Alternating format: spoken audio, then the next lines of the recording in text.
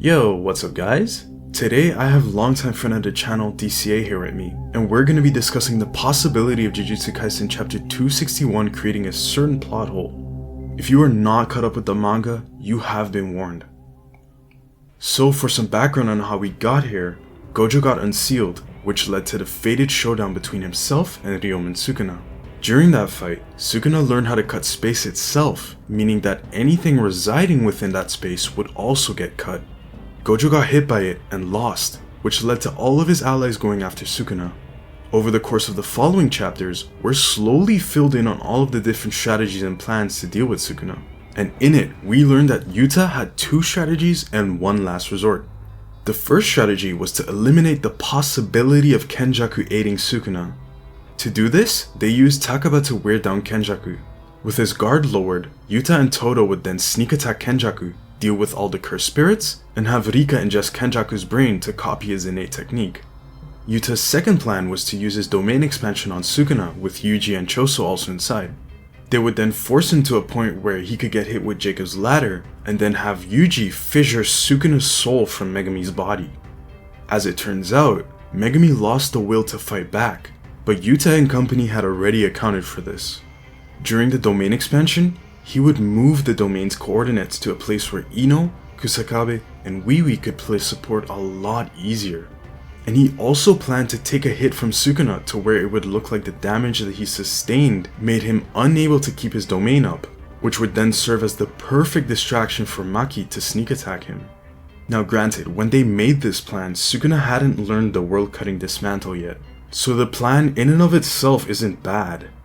Moving on, Yuta's last resort was that if Gojo lost and his domain plan with Yuji failed for whatever reason, he'd retreat and take over Gojo's body using Kenjaku's innate technique.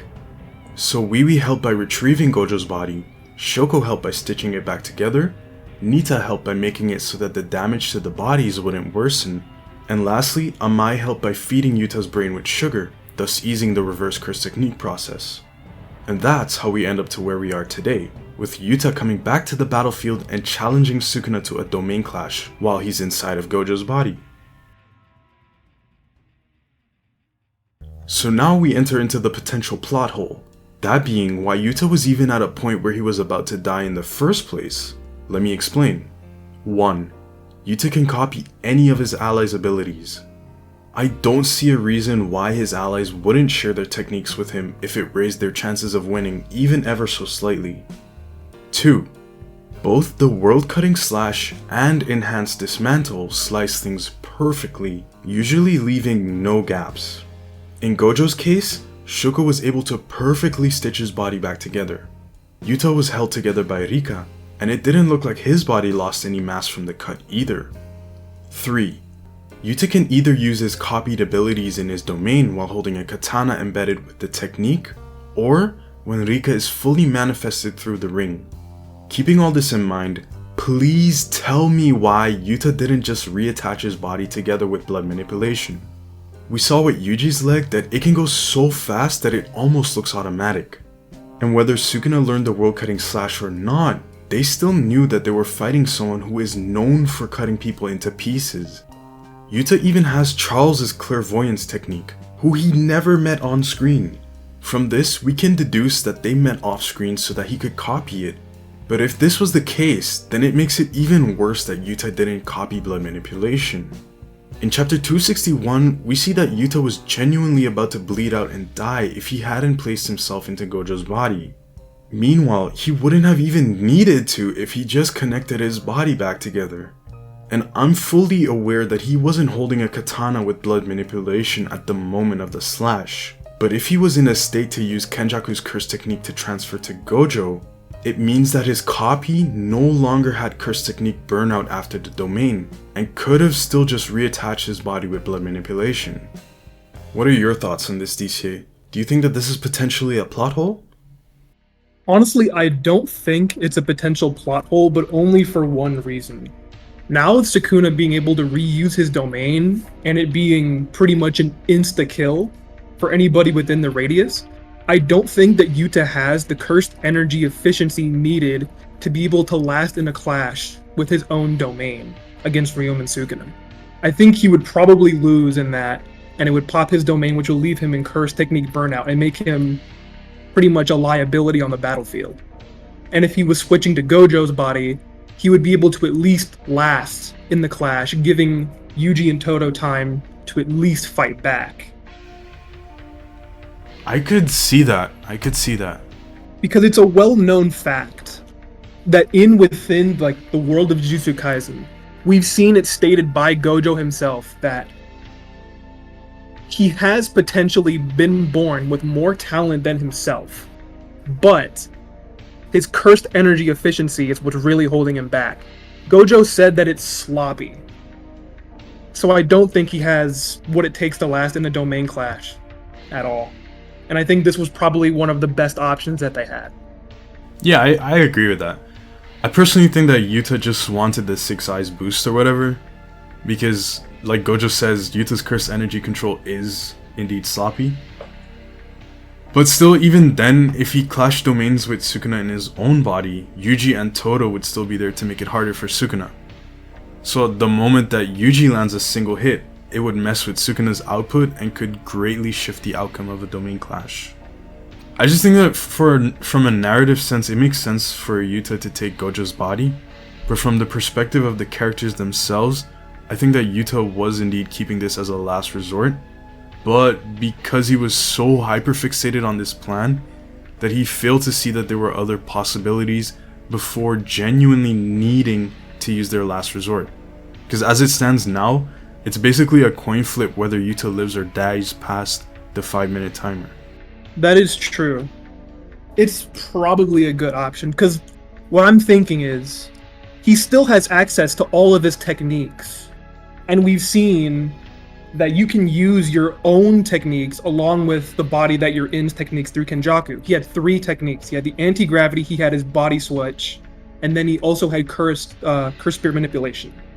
So we know that you can use your own cursed technique while you're in a new body.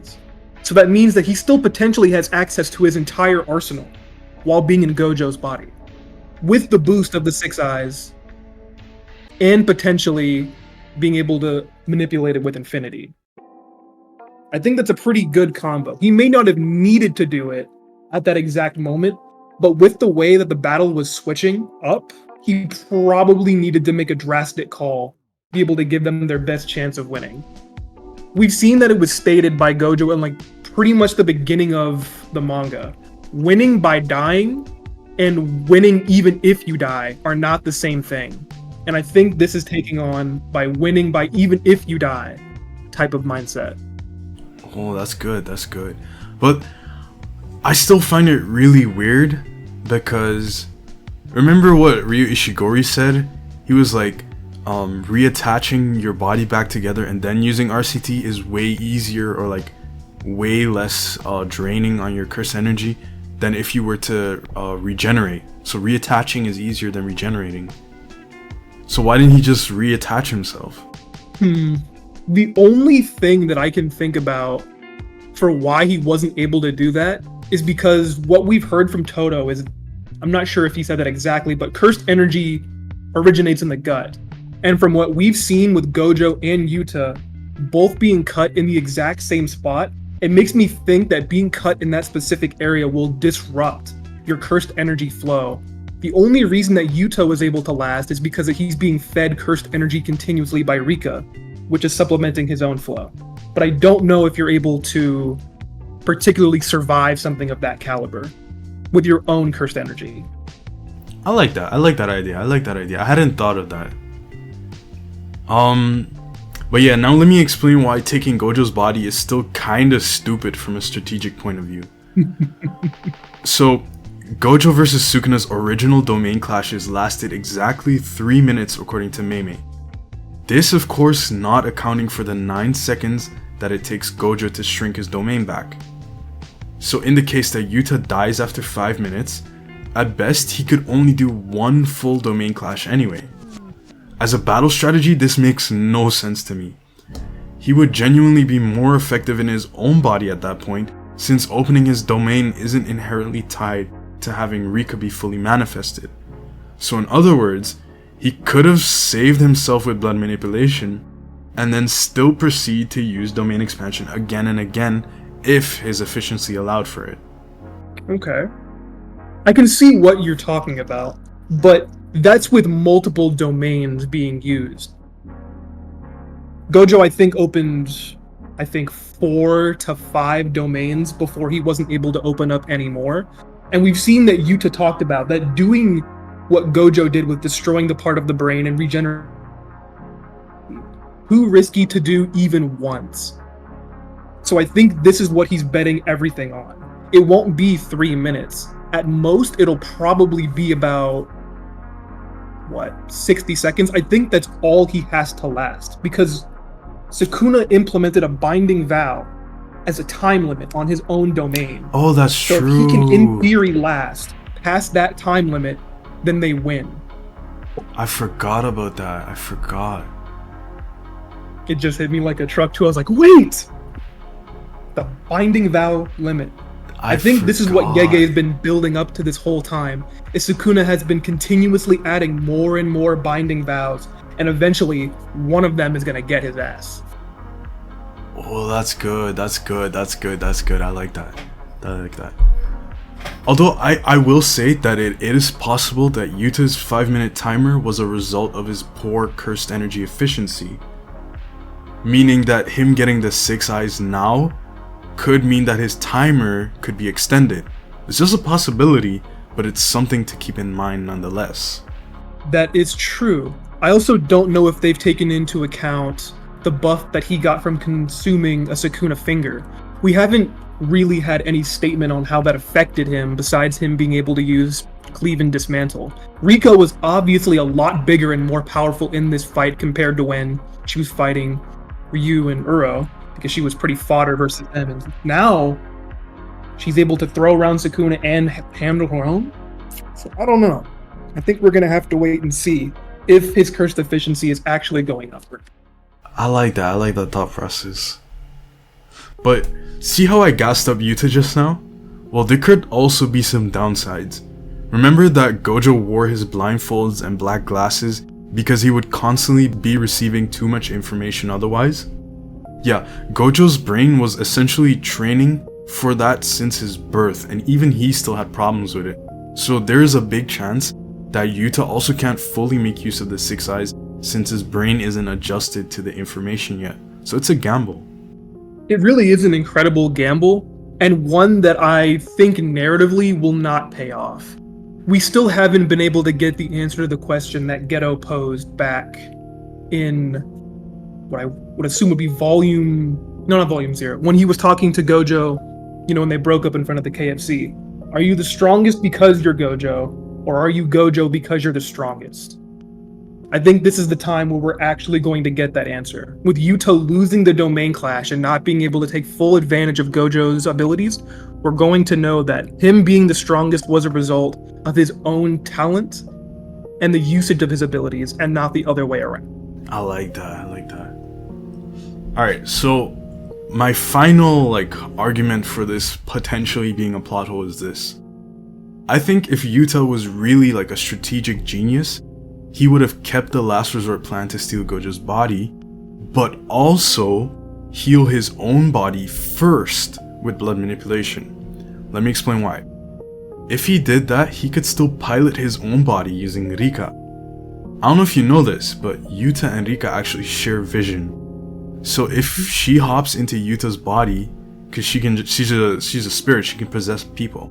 So if she hops into Yuta's body, it would technically be more beneficial than not in terms of the numbers advantage.